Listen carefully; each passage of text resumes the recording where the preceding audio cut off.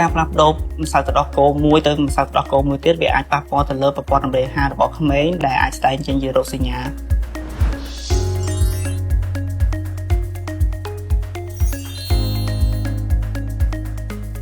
បានជាទូទៅការផ្លាស់ប្ដូរម្សៅទឹកដោះគោមួយទៅម្សៅទឹកដោះគោមួយទៀតវាអាចប៉ះពាល់ទៅលើប្រព័ន្ធរំលាយអាហាររបស់ក្មេងដែលអាចស្ដែងចេញជារោគសញ្ញាក្មេងអាចរាគឬមួយក៏ក្តៀមជាដើមដូច្នេះមុននឹងបដូរម្សៅទឹកដោះគោមួយទៅម្សៅទឹកដោះគោមួយទៀតឪពុកម្ដាយពួកគេគួរតែផ្សំម្សៅទឹកដោះគោថ្មីទៅលើកូនរបស់ពួកគេជាឧទាហរណ៍កូនរបស់លោកអ្នកបើមួយថ្ងៃ8ដងដូច្នេះការឆុងទឹកដោះគោថ្មីឲ្យកូនរបស់លោកអ្នកយើងបន្ថែមតែ1ទៅ2ដងទេនៅពី3ថ្ងៃដំបូងមានន័យថាយើងឆុងទឹកដោះគោឲ្យកូនរបស់លើកទី1លើកទី2ហ្នឹងគឺយើងឆុងដាច់តែម្ដងឲ្យទឹកដោះគោថ្មីដែលលោកអ្នកចង់ឲ្យឆុងឲ្យគាត់បើលើកទី1លើកទី2បន្តមកទៀតគឺឲ្យគាត់បើទឹកដោះគោចាស់ធម្មតា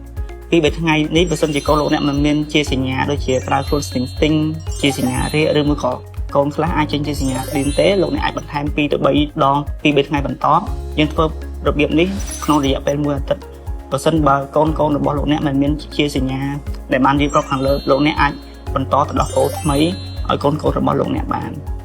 វីសូឡាផលិតផលបារាំង